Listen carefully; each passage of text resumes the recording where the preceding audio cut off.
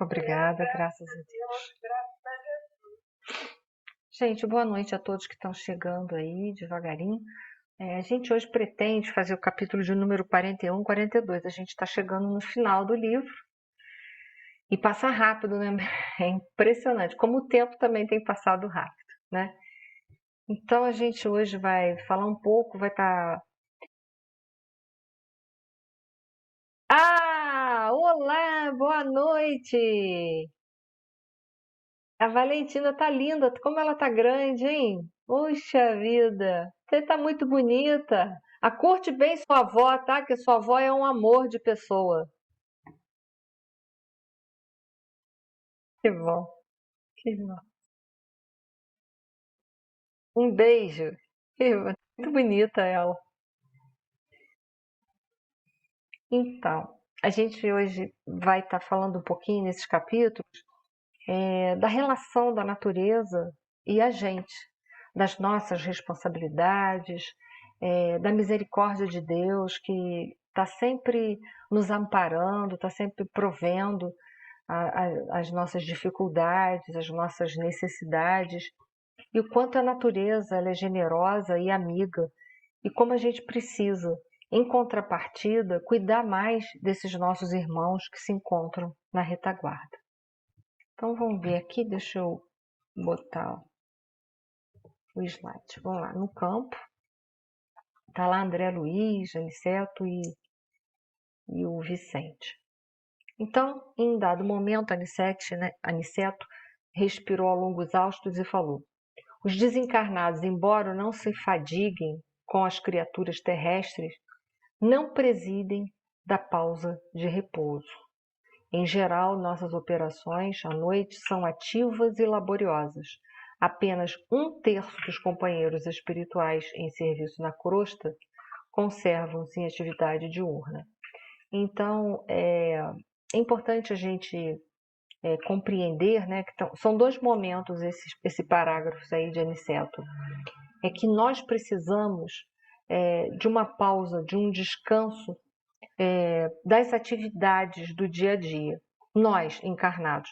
Mas os desencarnados que estão em colônias como esta de nosso lar, que é uma colônia de transição, portanto, guarda muita semelhança com toda a atividade terrestre, eu digo semelhança também vibratória, etc. e tal, eles também precisam de intervalos de descanso. E a gente trouxe aqui a questão 683 do Livro dos Espíritos para mostrar que a pausa no trabalho ela também é importante. Foi perguntado por Kardec qual o limite do trabalho, né? O limite de quanto que a gente deve trabalhar. E aí os espíritos responderam: o das forças. Quando eles dão essa resposta, é uma coisa muito particular, porque cada um de nós tem um tipo de vigor muito diferente. Pode ser que uns aguentem muito tempo uma atividade de trabalho durante dias, talvez 8, 10 horas de trabalho, para algumas pessoas não signifique muita coisa, consegue tirar de letra. Mas muita gente, quando vai chegando 6 horas de trabalho, já é o suficiente. Isso diz respeito à constituição física de cada um. Então é interessante, né, que aqui na Terra a gente não tem isso. Nossa atividade de trabalho é uma atividade fixada, excetuando-se os profissionais autônomos, que eles fazem o horário deles, mas aqueles que são regidos por CLT ou são funcionários públicos, eles são obrigados a cumprir carga horária. Então a gente sabe que, independente da gente ter força para cumprir aquela carga horária ou não, a gente vai ter que cumprir. Mas dias virão que não vai mais se olhar para o trabalho de uma forma quantitativa, mas sim qualitativa. Hoje, com a pandemia, já se pensou muito nisso. Hoje já se pensa em fazer uma semana de 4 dias em alguns lugares, em alguns países e até no Brasil. Então, veja bem como as coisas vão mudando, né? Porque não é quantidade, é qualidade. Se o funcionário ele rende bem 4, 5 horas, se ele produz aquilo que é necessário para uma empresa, para que ele vai trabalhar 6, 8, 10, 12 horas? Né?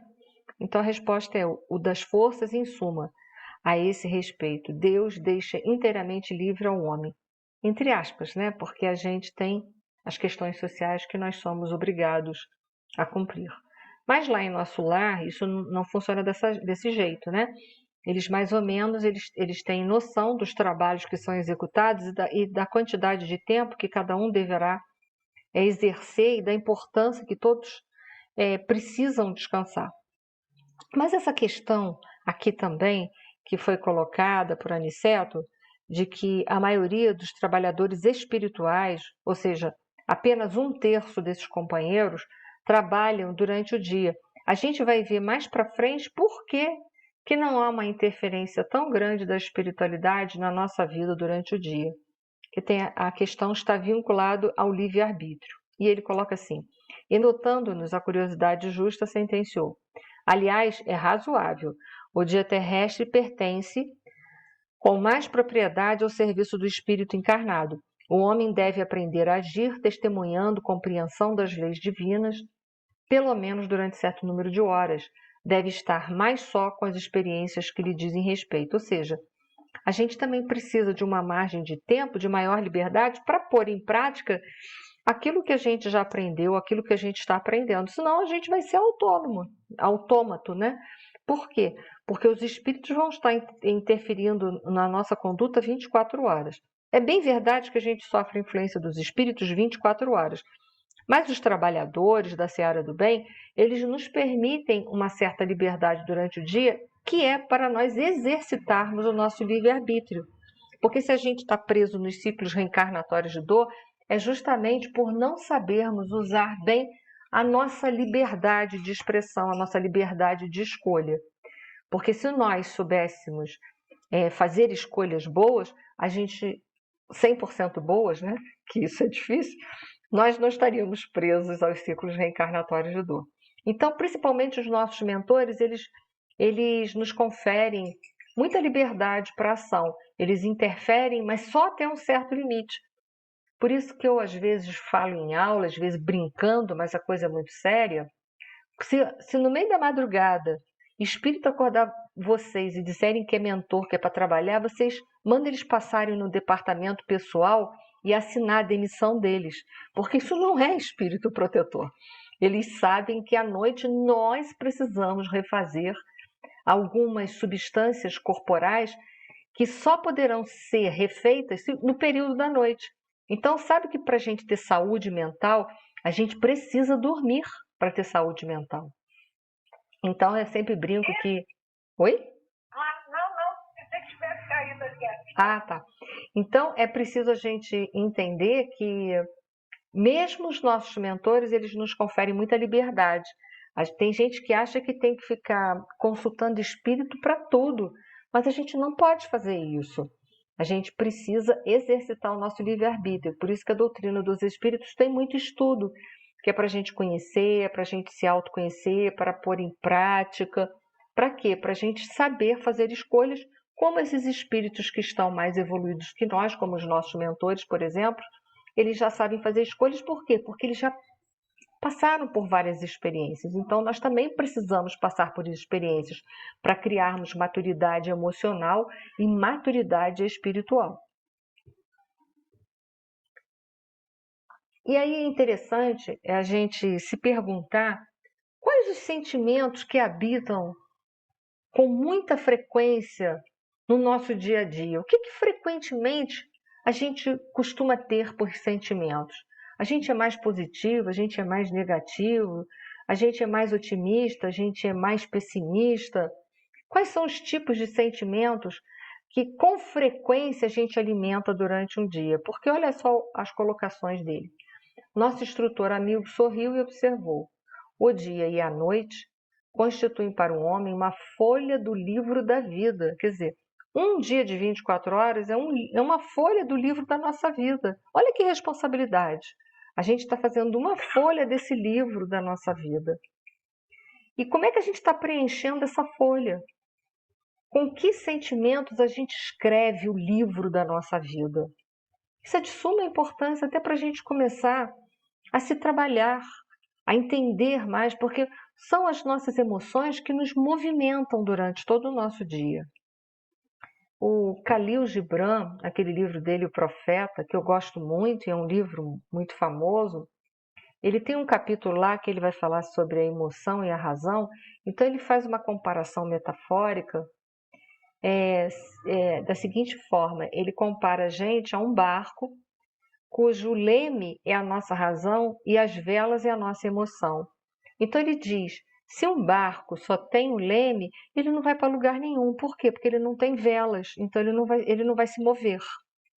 Se um barco só tem velas e não tem leme, ele é um barco que provavelmente vai à deriva. Por quê? Porque ele não tem uma direção. Então, olha que coisa interessante que é a nossa vida. Nós somos movimentados essencialmente pelos nossos sentimentos. E o que será que eu sinto com frequência o dia inteiro? Eu sou uma pessoa que procuro, diante das situações ruins da vida, porque a gente tem situações ruins durante a nossa vida. A gente mora num planeta de provas e expiações. Como a gente não vai ter tristezas aqui? Como a gente não vai ter problemas para enfrentar? Se é justamente um planeta de provas e expiações ainda, a gente vai ter tudo isso. Isso é a característica do nosso dia a dia. Mas como é que eu enfrento as minhas provas e expiações? Eu enfrento elas com otimismo, sabendo que elas são importantes para o meu crescimento? Ou eu enfrento essas provas e expiações surumbática, macambúzia, sem esperança nenhuma, sem nada, né? E ele continua: a maior parte das vezes a criatura escreve sozinha a página diária, com a tinta dos sentimentos que lhe são próprios, nas palavras, pensamentos, intenções e atos, e no verso, isto é, na reflexão noturna, ajudamo-la a retificar as lições e acertar as experiências quando o Senhor nola permite. É interessante ele ter colocado ali que no verso, né, o verso é a noite, é lá naquele momento que a gente deveria refletir o nosso dia a dia.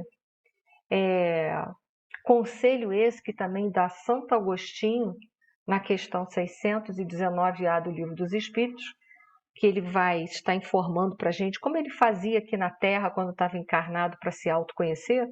E ele também pede a gente, ele também aconselha a gente que no final do dia a gente faça essa reflexão, um levantamento do que foi a nossa vida naquele dia a dia. O que eu fiz no meu dia a dia? Quais foram as minhas emoções, meus sentimentos? Por que eu agi assim com essa pessoa? E com a outra pessoa eu agi de uma forma diferente? E às vezes as situações são muito semelhantes. Por que eu me sinto muito bem com uma pessoa e me sinto muito mal com outras pessoas? São as reflexões que nós precisamos fazer. Refletirmos também se Deus hoje decidir chamar a gente para ir para o mundo espiritual, para a espiritualidade de vez, ou seja, desencarnar. Qual será o meu balanço? Eu tenho um balanço negativo ou eu tenho um balanço positivo para levar? Eu vou poder encarar as pessoas na espiritualidade de frente ou eu vou ter vergonha de alguma coisa que eu fiz aqui? Então, são coisas que a gente precisa se deter porque a gente está escrevendo o livro da nossa vida todos os dias. E como é que eu tenho escrito esse livro? É difícil às vezes, né? E aí, então, depois dessa conversa, ele vai se dirigir mais para a natureza em si e vai falar desse reservatório de princípios vitais, que é um reservatório da natureza, que muitas vezes a gente não dá valor nenhum. Aliás, a gente tem maltratado demais a natureza. Essas intempéries que nós estamos vivendo, climáticas, esses extremos climáticos que nós estamos vivendo, que a gente nunca viveu isso. Isso tem muito do respingo do nosso desrespeito pela natureza. E não adianta a gente culpar só político disso, não. Porque os políticos estão lá porque nós votamos neles. Os políticos estão lá porque a gente está assinando embaixo de tudo isso. O povo tem a força de fazer as coisas diferentes, mas será que ele quer fazer as coisas diferentes? Eu fico muito triste quando um brasileiro, um amigo, ele chega para mim e fala assim: a gente não tem opção nessa eleição. A gente tem opção sim. A gente está se deixando levar pela polarização que está sendo divulgada nas mídias, por aquilo que eles querem que nós acreditamos, pela manipulação midiática. Mas nós temos opções sim para votar. Nós temos muitas opções e podemos fazer desse país um país diferente. Mas a gente quer? Isso depende da gente, né? E aí o Aniceto vai colocar assim: a natureza nunca é a mesma em toda parte. É verdade. Cada lugar que a gente vai, se a gente tem uma sensibilidade espiritual, a gente vai ver que a natureza do local onde a gente está visitando tem vibrações diferentes. É só a gente parar para sentir, se a gente se deter mais. Não há duas porções de terra com climas absolutamente iguais. Ele está falando só de clima. Mas nós não estamos pensando só em clima. Nós estamos pensando em psicosfera. Cada colina, cada vale possui expressões climatéricas diferentes. É forçoso reconhecer, porém, que o campo, em qualquer condição, no ciclo dos encarnados, é o reservatório mais abundante e vigoroso de princípios vitais. Então, ele tá nos dando uma informação que é no campo, que é lá que nós vamos conseguir se reabastecer melhor dos princípios vitais. E ele vai explicar por quê.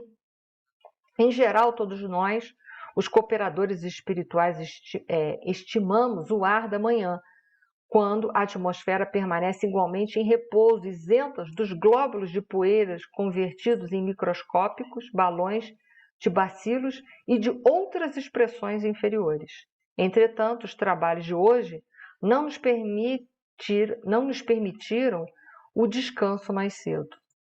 É verdade, de manhã tudo é mais suave. Depois que o homem vai acordando e vai tomando posse de novo, mais ostensivo da administração do dia a dia, pode ver que a psicosfera fica mais pesada. Isso a gente vê muito indo para o Rio de Janeiro. Eu, pelo menos, eu vejo bem isso quando eu vou para lá. Geralmente, quando eu vou para o Rio para estudo, eu vou muito cedo. Quando a gente chega lá de manhã, a psicosfera do Rio é muito mais leve. Não é só porque está menos poluído, porque tem menos carros circulando na rua. Mas é também porque todo mundo ainda não acordou e não tem tanta gente na rua assim. A hora que muita gente vai para a rua, a gente começa a sentir aquela coisa pesada, aquela coisa ralentada.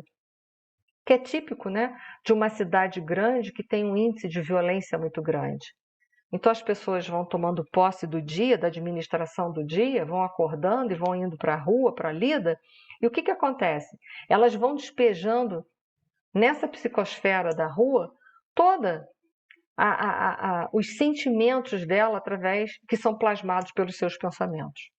E aí a gente fica, às vezes, com uma psicosfera bem pesada, bem difícil de levar durante todo o dia. Então, para ver como a gente interfere também no meio ambiente. Então, Aniceto deu uma dica para a gente que no campo é o lugar onde a gente vai poder se reabastecer fluidicamente. E vai continuar explicando, né?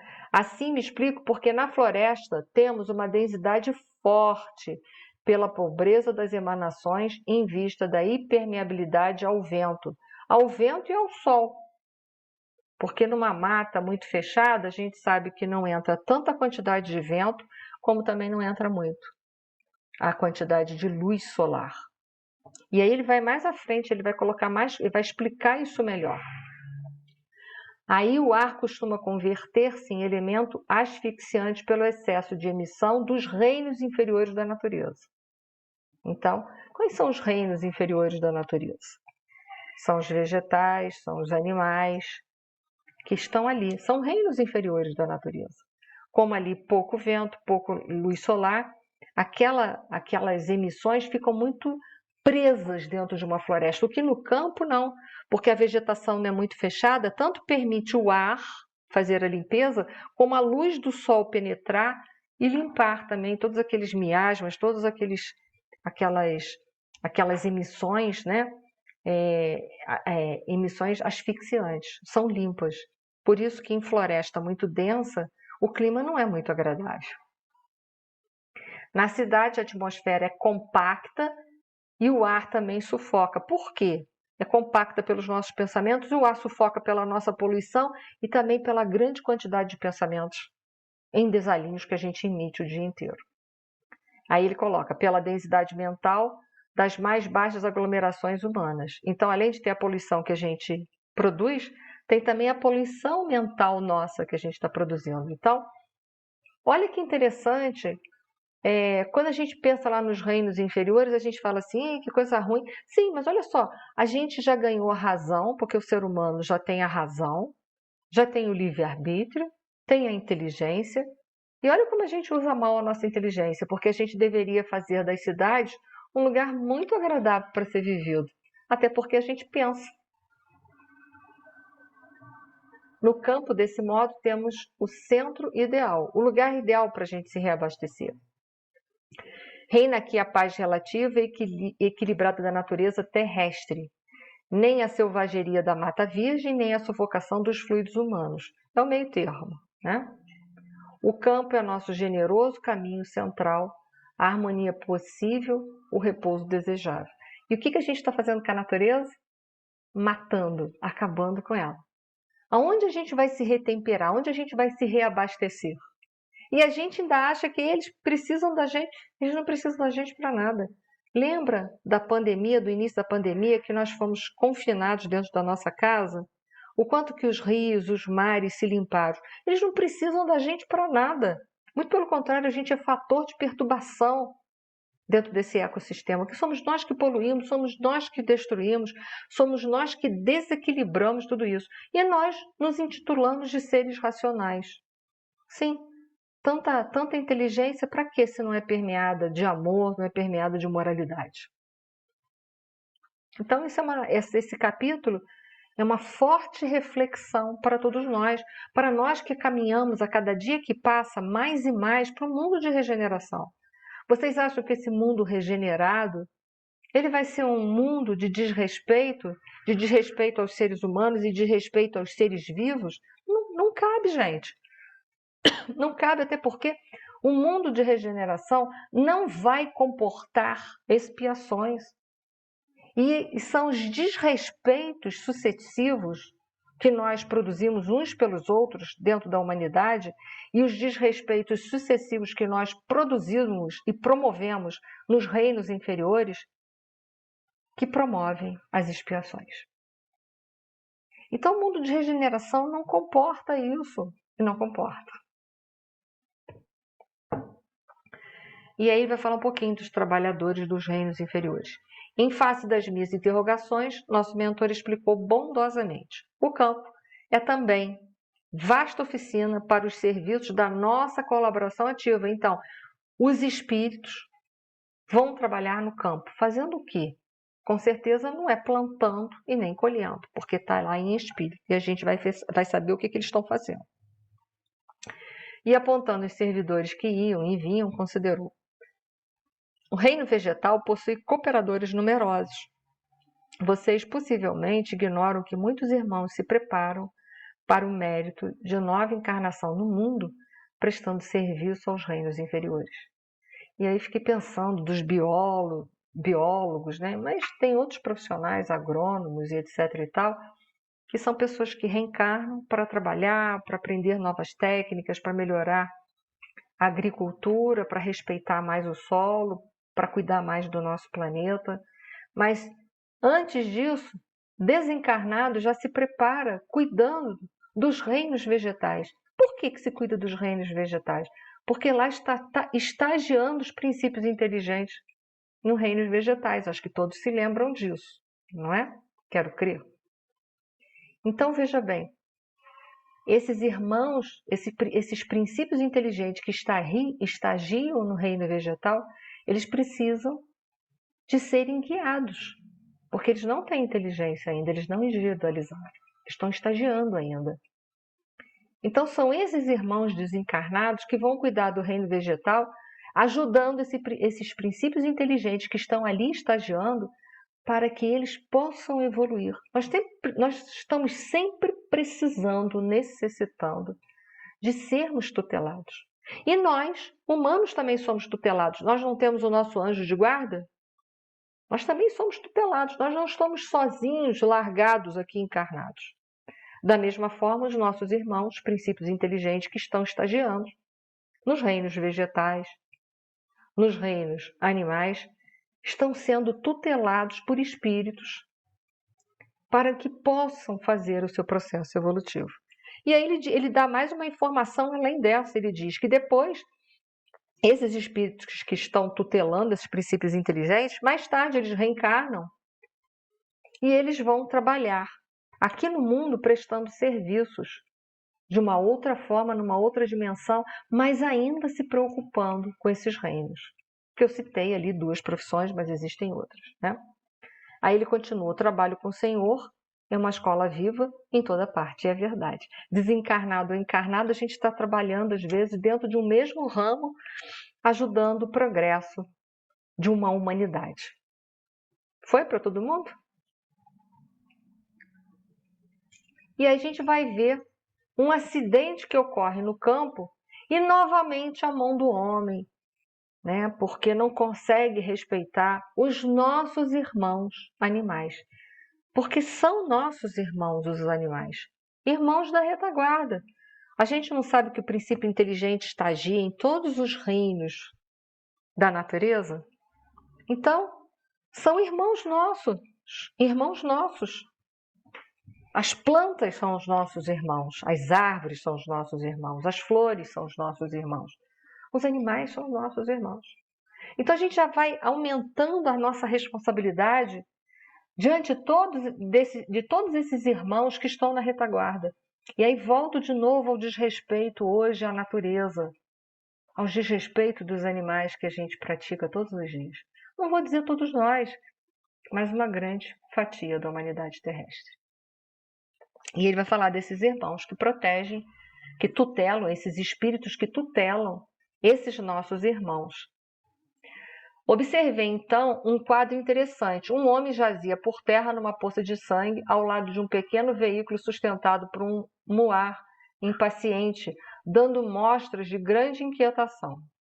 2 companheiros encarnados prestavam socorro ao ferido apressadamente. É preciso conduzi-lo à fazenda sem perda de tempo, dizia um deles aflito. Temo haja fraturado o crânio.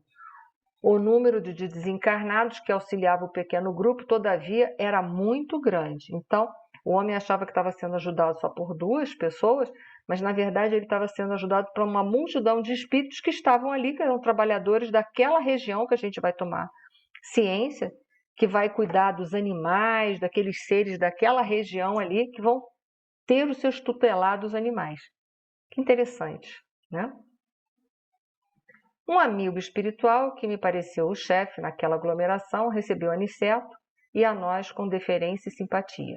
Explicou rapidamente a ocorrência. O carroceiro havia recebido a patada de um burro e era necessário socorrer o ferido. Mas por que o animal feriu? O animal não feriu porque ele tinha intenção de ferir. Porque o animal fere porque a gente agride o animal. Nós, seres humanos, a gente fere porque a gente se sente com orgulho ferido. Olha só, é outra coisa. Aí a gente planeja vingança, a gente faz o mal para as pessoas. Mas o animal, ele não tem nada disso. Ele só fere quando ele é ferido fisicamente. Fora isso, ele não vai fazer. Serenada a situação, viu o referido superior hierárquico chamar um guarda do caminho interpelando. Glicério, como permitiu semelhante acontecimento? Porque o Glicério era responsável pelo aquele moar. Glicério, por que você deixou o animal dar uma patada no homem? O Glicério vai se explicar, né? O subordinado, respeitoso, considerou sensatamente: fiz o possível por salvar este homem, que, aliás, é um pobre pai de família. Meus esforços foram improfícuos pela imprudência dele. Há muito procuro cercá-lo de cuidados, sempre que passa por aqui. Entretanto, o infeliz não tem o mínimo respeito pelos dons naturais de Deus. É de uma grosseria inominável para com o animal que o auxiliam a ganhar o pão. Quer dizer, o animal ainda ajuda ele, ele ainda é grosso com o animal. Aliás, a gente não pode ser grosso com ninguém, né? Nem com os animais, nem com ninguém. Nada justifica, né? Deixa eu ver onde eu parei. Parei. Não sabe senão gritar, encolerizar-se, surrar e ferir. Tudo tem limite, né? Tem a mente fechada às sugestões do agradecimento. Quer dizer, é um homem ingrato, porque o animal ajuda ele e ele ainda maltrata o animal. Não estima senão a praga e o chicote. Quer dizer, está sempre xingando o animal e batendo nele. Hoje, tanto perturbou o próprio Moar, que o ajuda, tanto castigou que pareceu mais animalizado. Quando se tornou quase irracional pelo excesso de fúria e ingratidão, meu auxílio espiritual se tornou ineficiente. Atormentado pelas descargas de cólera do condutor, o burro humilde o atacou com a pata. Que fazer? Minha obrigação foi cumprida, né? Então, veja bem, está sendo contabilizado o mal que a gente faz aos seres inferiores da natureza, é contabilizado como nosso problema. E é claro, muito será cobrado a quem muito foi dado. Nós temos mais consciência do que os animais não têm consciência. Nós vamos ser cobrados? Claro que nós vamos ser cobrados pelo esse maltrato. E para que a gente precisa maltratar os animais?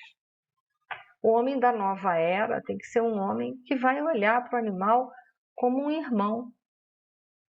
Como um irmão. Amor ao próximo. Que a gente pensa que amor ao próximo é só pelo rei nominal. Então, eu vou amar só o reino nominal, né? Esse é meu próximo. Não, o seu próximo é o reino vegetal, é o reino animal, é o reino hominal. São todos, são os nossos próximos, né? Auxiliemos o homem quanto esteja em nossas mãos, cumpramos nosso dever com o bem, mas não desprezemos as lições. Esse trabalhador imprudente foi punido por si mesmo, pela lei de Talião, porque ele tanto fez que ele recebeu, né? A espiritualidade tentou contornar a situação, mas um homem vive tão colerizado que não pôde fazer nada, né? Esse trabalhador imprudente foi punido por si mesmo. A cólera é punida por suas consequências. Ao mal segue-se o mal. Se os seres inferiores, nossos irmãos, no grande lar da vida, nos fornecem os valores do serviço, devemos dar-lhes, por nossa vez, os valores da educação. Ora, ninguém pode educar odiando, nem edificar algo de útil com a fúria e a brutalidade. Então a gente não edifica nem com ódio e nem com a brutalidade. Difícil, mas é isso aí. Eu não sei se você, na Revista Espírita tem um artigo lá escrito que é a Casa de Mozart, não sei se todos já leram, que vai falar lá como é que aqueles espíritos que lá habitam um mundo mais evoluído do que o planeta Terra, eles todos tutelam os animais, que são como faunos lá. Fauna parece metade homem, metade animal. Como eles respeitam os animais lá? Vale a pena ler esse artigo, né? Porque é um mundo mais adiantado que a Terra. Acho que isso vale muito a pena a gente ler um pouquinho esse artigo. Altamente surpreendido, reparei na grande serenidade do nosso orientador e comecei a compreender que ninguém desrespeita a natureza sem o doloroso choque do retorno a todo tempo. Foi? Essa imagem eu só coloquei para lembrar que nosso Senhor Jesus Cristo nasceu numa manjedoura. Só para lembrar a gente, né? Isso é bom a gente lembrar. Ele quis nascer lá, entre os nossos irmãos inferiores, mas que trazem um sentimento de muito carinho. Para quem tem animais de estimação, eu já tive, os meus partiram, né? Eles têm uma ternura pela gente, um carinho, né? Eles confiam plenamente em tudo que a gente vai fazer com eles.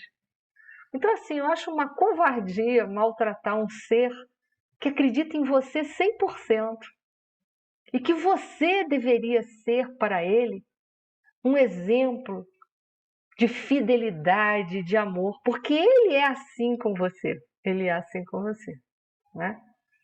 Só para quem tem animais de estimação sabe o que é. O olhar de um animal de estimação é algo que arranca dos nossos olhos lágrimas, né? É algo muito significativo, né? Oi, pode falar.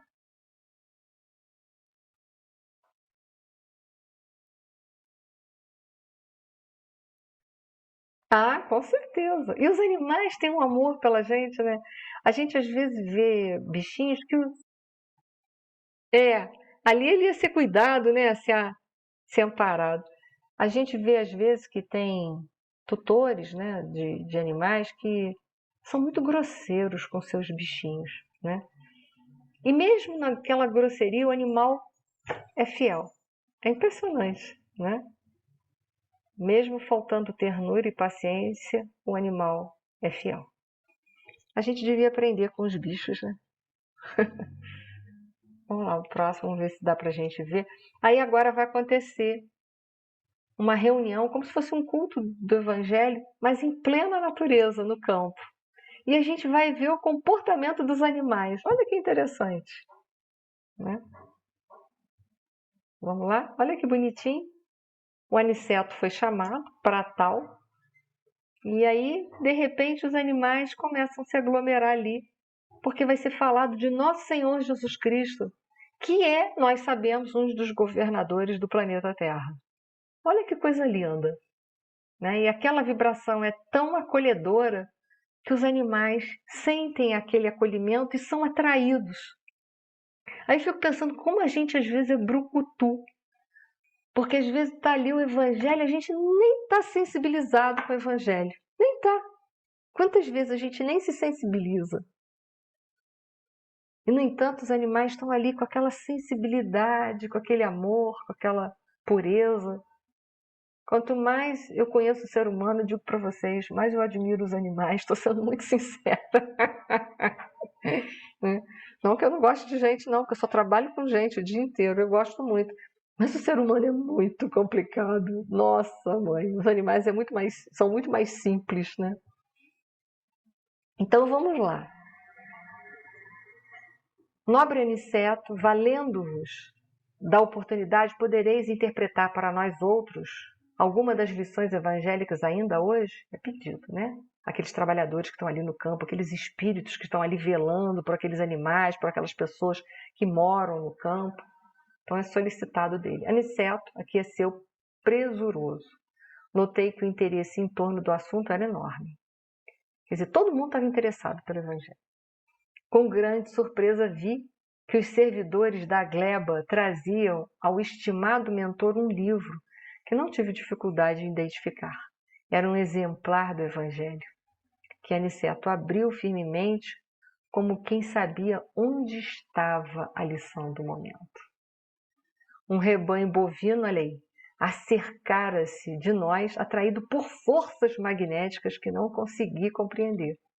Alguns muares humildes chegaram igualmente de longe. Olha aí a força magnética do Evangelho. E às vezes a gente é um brucutu que não se sensibiliza com as palavras de nosso Senhor Jesus Cristo.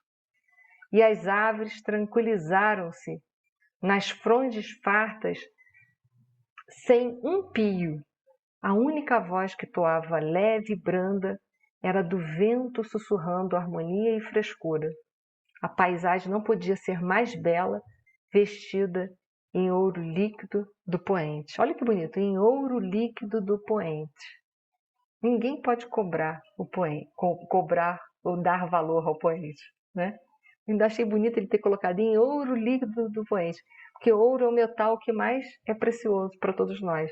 No entanto, ele está colocando que ali, aquela coloração do poente, né, do sol, está aí todos os dias, nós não podemos comprar, nós não possuímos, é um bem para todos, um bem para todo o planeta Terra, para todos os seres vivos do planeta Terra e não vivos também. Aniceto, mergulhando o olhar no sagrado livro, leu em voz alta os versículos 19, 20 e 21 do capítulo 8 da Epístola aos Romanos, é Paulo de Tarso, né? Porque a ardente expectação da criatura espera a manifestação dos filhos de Deus, de nós, né? Porque a ardente expectação das criaturas, né? Dos seres vivos, esperam de nós, dos filhos de Deus, né? É uma linguagem. Porque a criação ficou sujeita à vaidade, não por sua vontade, mas por causa do que a sujeitou, na esperança de que também a mesma criatura seja libertada da servidão, da corrupção, para a liberdade da glória dos filhos de Deus. Então vamos lá à interpretação de Aniceto. Em seguida, refletiu alguns instantes e comentou com evidente inspiração. Evidente inspiração. Irmãos, recebamos a bênção do campo, louvando o amor e a sabedoria do nosso Pai. Exaltemos o soberano Espírito de vida, que sopra em nós a força eterna das incessantes renovações. Porque Deus, né, sua força, está sempre soprando em nós pela nossa incessante renovação e aguardando por ela. Pode falar? Quem levantou a mão, pode falar. Foi sem querer? Acho que sim, né? Então vamos lá.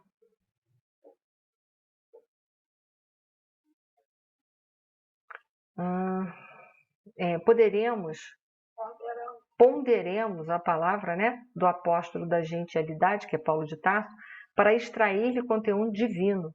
Há milênios a natureza espera a compreensão dos homens. Quer dizer, há milênios, sempre, sempre. E nós sempre tratando a natureza à parte, como se nós pudéssemos viver sem a natureza. Não se tem alimentado tão somente de esperança, mas vive em ardente expectação, aguardando o entendimento e auxílio dos espíritos encarnados na Terra, mais propriamente considerados filhos de Deus. Quer dizer, aguardando de todos nós que estamos encarnados um respeito, uma consideração.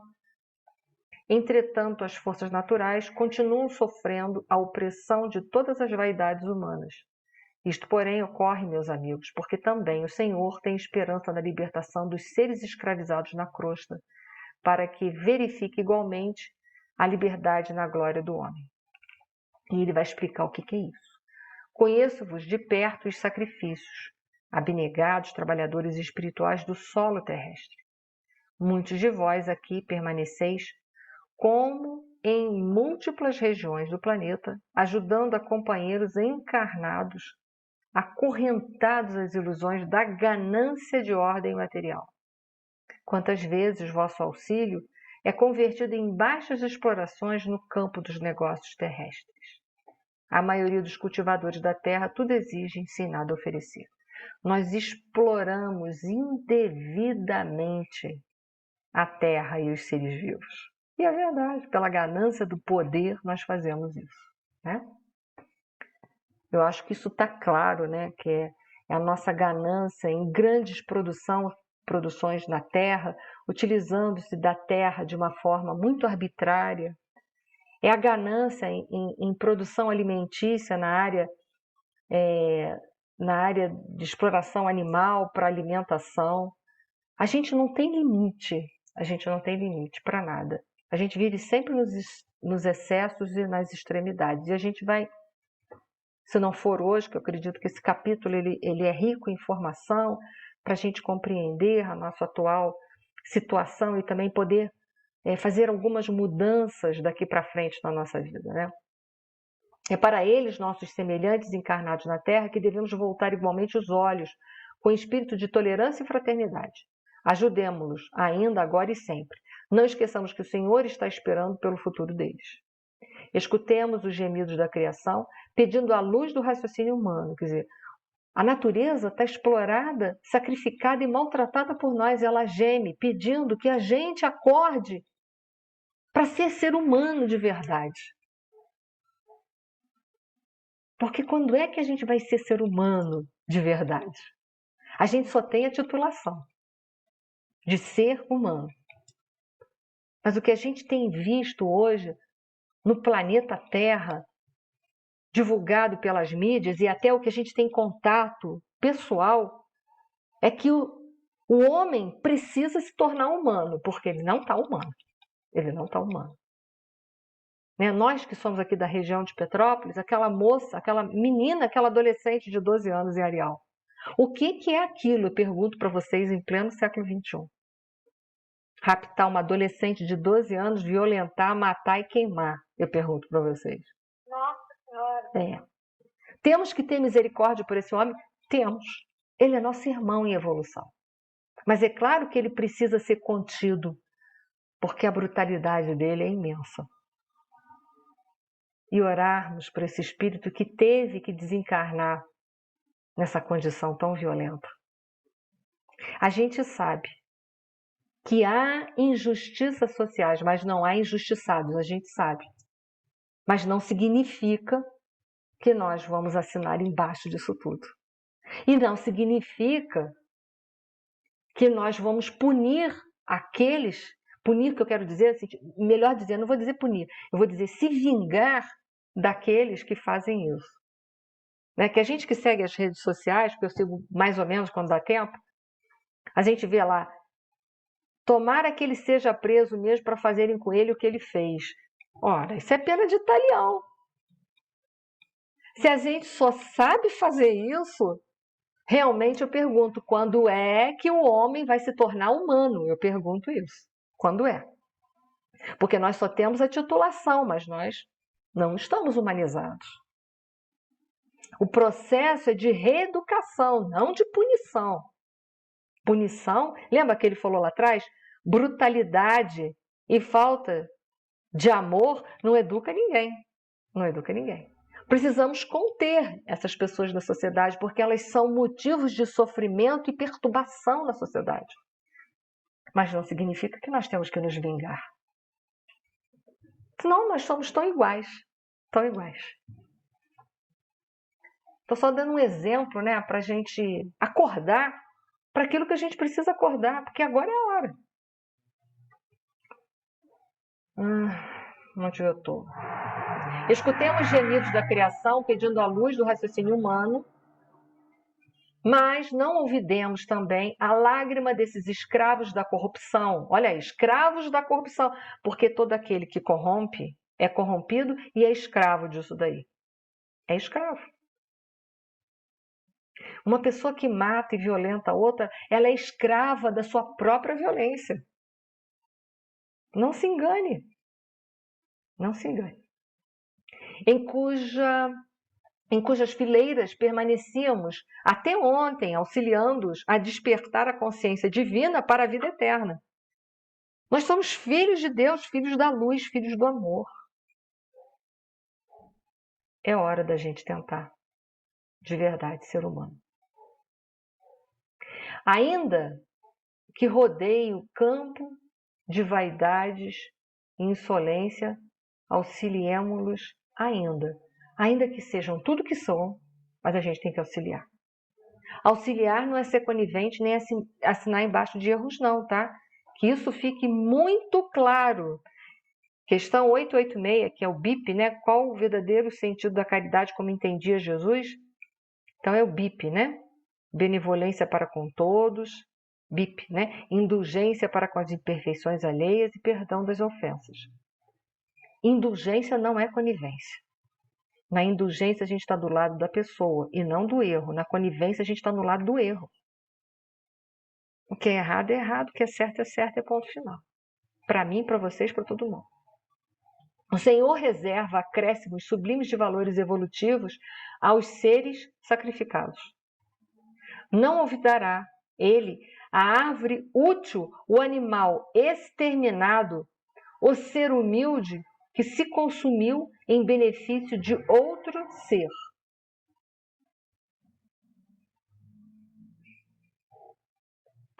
Cooperemos, por nossa vez, nos despertar dos homens, nossos irmãos, relativamente ao nosso débito para com a natureza maternal.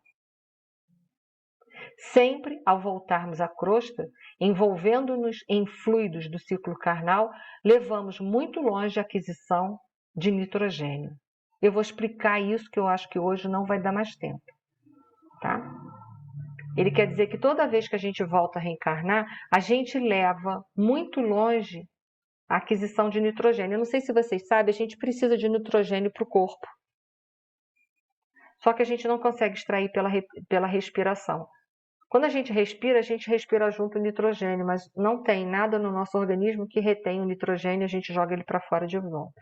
E a gente precisa dele para fazer a síntese de proteína nos nossos organismos, para o RNA, o DNA, para a constituição de todas as proteínas que formam o nosso corpo. Em nome disso, o que a gente faz? A gente faz uso de proteína animal, ou seja, a gente mata os animais. Então a gente vai entrar hoje aqui num assunto que é delicado, por isso que eu quero parar aqui, porque eu quero falar nisso com mais propriedade, para a gente entender. Porque a gente não pode ser radical, mas também a gente não pode endossar. É isso que a gente não pode fazer. Que constantemente muitas pessoas me procuram com relação à questão de ser vegetariano. Nós caminharemos para todos nós sermos vegetarianos. E muito mais, nós caminharemos para um dia a gente retirar o alimento da natureza através da absorção da respiração. Só que a gente, por enquanto, não tem corpo físico para isso. Só que até lá, isso é um processo para muita gente. Já vou me adiantando hoje com vocês. Isso é um processo para muita gente. A gente não pode achar que uma pessoa não é evoluída porque ela come carne, pelo amor de Deus. A gente tem que entender que esse irmão vai deixar de comer carne. Nós todos deixaremos de comer carne um dia. Mas tem gente que vai andar um pouco mais para trás, ainda vai ter dificuldade para se desvencilhar da carne. E a gente precisa esperar? Precisa. Como? Fazendo processo de conscientização, fazendo processo de evangelização. E aos poucos o homem moralizado, ele por si só, ele vai abandonar a necessidade de comer carne. Caminhamos para lá? Caminhamos, sim. Esse capítulo vai falar sobre tudo isso. Só que a gente não pode criar separações dentro do movimento espírita que muitas vezes acaba acontecendo. Esses comem carne, então são pouco evoluídos, a gente não dá muita trela para eles. Esses não comem mais, são mais evoluídos, entendeu? A gente não pode fazer isso. Isso é que a gente não pode fazer. Oi. Você está falando isso aí, eu me lembrei de algo. Sim. Você já reparou que muita gente está parando de comer carne porque o frango não tem gosto mais de nada. É. A carne também não é mais a mesma coisa. Então, por não estar de acordo com o paladar das pessoas, muita gente está deixando de comer. Então, olha aí as coisas como acontecem. É interessante você ter falado desse lado aí, Edith, sobre que a carne, né, tá deixando de ter o paladar que ela tinha. Isso a gente sabe que é pela superprodução e pela aquela... Eles enchem os animais de hormônio para produzir muito, né, para alimentar os glutões, né, literalmente. Então, mas isso é bom também, que está perdendo esse sabor, que muita gente, é verdade, está deixando de comer carne. Por isso é ótimo, isso é ótimo. Mas entenda, a gente tem que...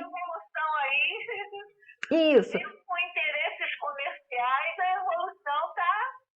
Sim, eu concordo com você, é um passo. Mas a gente tem que se desvencilhar da carne por uma questão nossa, e não por uma imposição. Mas porque a gente está evoluindo, a gente está se conscientizando. Aí sim é mudança verdadeira, senão a gente está contido e não reformado. Sim, isso ajuda, concordo com você que isso ajuda. Eu acho ótimo isso. Só que eu quero na outra aula falar nisso de novo, porque está surgindo no movimento espírita uma coisa muito constrangedora. Tem gente que está se afastando. Por quê? Porque não consegue deixar de comer carne totalmente, está se sentindo preterido. E a gente não pode fazer isso. Porque aí a falta de caridade é nossa. É isso que a gente não pode fazer. Tá? Por isso que eu quero na outra aula fazer uma abordagem maior. Hoje eu vou parar com a aula aqui, vou ouvir a pergunta da Patrícia, que está ali, já levantou a mão. Eu estou aqui falando que nem uma tagarela.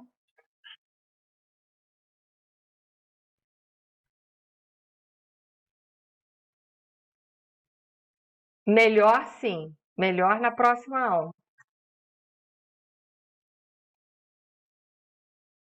É possível. Totalmente, sem comer nada.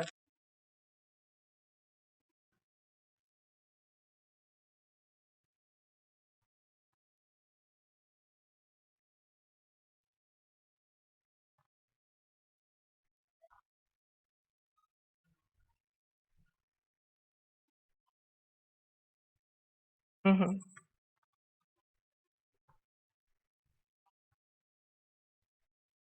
uhum.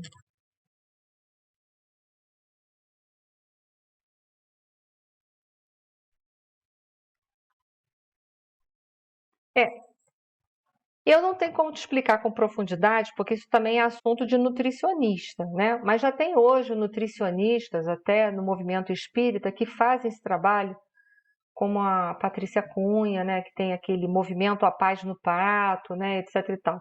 Então, assim, os nutricionistas sabem o que a gente precisa comer para a gente poder ter para a gente poder ter todas as proteínas necessárias e vitaminas. Eu não entendo muito isso. Uma vez eu precisei de uma nutricionista porque a minha vitamina B12 caiu e eu não gosto de carne. Quer dizer, eu já não gosto, olha que coisa boa. Eu como esporadicamente, eu não sou vegetariana. Então, assim, se eu vou num lugar, tem como, se tá ali. Mas, assim, eu como muito a contragosto, porque eu não gosto de carne. Eu sou assim desde criança. Eu tenho problema em comer carne. Isso é meu desde o dia que eu nasci. Minha mãe disse que eu sempre fui chata para comer carne. Então, minha vitamina B12 abaixou. E eu, como é que eu ia ingerir carne na quantidade que me foi pedida, que foi o seu caso, se para mim é insuportável? E aí eu tive que pedir a ajuda de uma nutricionista e procurei alimentações naquela época, assim. Então, eu sei que a gente pode comer castanhas, a gente vai comendo outra coisa. É o que eu faço para que a vitamina B12 não despenque.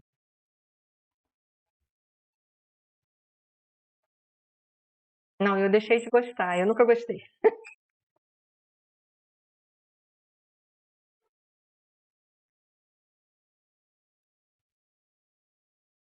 É,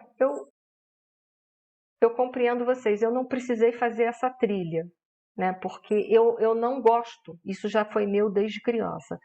Mas a gente também não pode fazer facções, porque senão a gente vai deixar de ser caridoso. E aí, a quem a gente podia ajudar, a gente vai estar simplesmente enterrando as pessoas.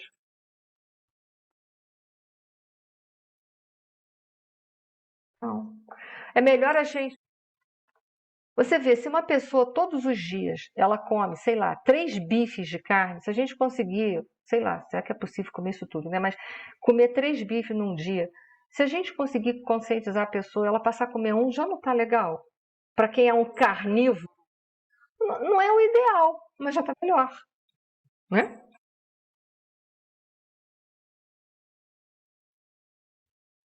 É, se é que isso é possível, né? É, isso. Que aí, isso aí. Às vezes é o único, né? Então, na próxima aula a gente vai conversar sobre isso também, para que a gente não leve as coisas aos extremos e afaste as pessoas, tá? No futuro, já vou dizendo para vocês, nós não vamos comer mais carne. E no futuro ainda mais para frente, nem sequer nós vamos comer os vegetais. Só que a gente ainda não está nesse ponto. Agora, dos animais, a gente já pode começar a trabalhar bastante isso, tá? Mas a gente vai conversar isso na próxima aula, tá bom? Eu vou fazer a prece final e para a próxima aula a gente vai falar um pouco sobre isso aí, tá bom? Então vamos lá, gente. Vamos unir os nossos pensamentos, rogando a Deus, nosso Pai, que traga para nós muita força, muita coragem, nos ajude muito a sermos perseverantes no conhecimento de nós mesmos, nesse despertar da nossa consciência, deixar para trás esse homem velho, a cada dia um pouquinho, mas sempre todos os dias, e alcançar esse homem novo, que essa é a proposta de todos os ensinamentos deixados por nosso Senhor Jesus Cristo, que é o amor ao próximo como a si mesmo e ao Pai, acima de todas as coisas. Lição difícil, mas não impossível, senão Jesus, há mais de 2000 anos, não teria vindo aqui falar sobre isso. Uma lição que ele sabia que seria aprendida por nós durante um longo período de tempo, até que pudéssemos compreender, fixar e viver plenamente. Mas que nós jamais venhamos a desistir desse objetivo e que jamais a gente se afaste dos nossos irmãos, porque eles ainda não conseguiram alcançar determinados graus de consciência que porventura nós já estivermos conseguindo. Que as nossas mãos possam estar sempre estendidas e que possamos olhar para o outro como nosso irmão, apesar de tudo que estamos vivendo. Gratidão por cada minuto da nossa vida. Gratidão pelas provas e expiações. E que essa paz e esse amor envolva todo o nosso planeta Terra, hoje, agora e para sempre. Obrigada a todos, amigos, pelo carinho.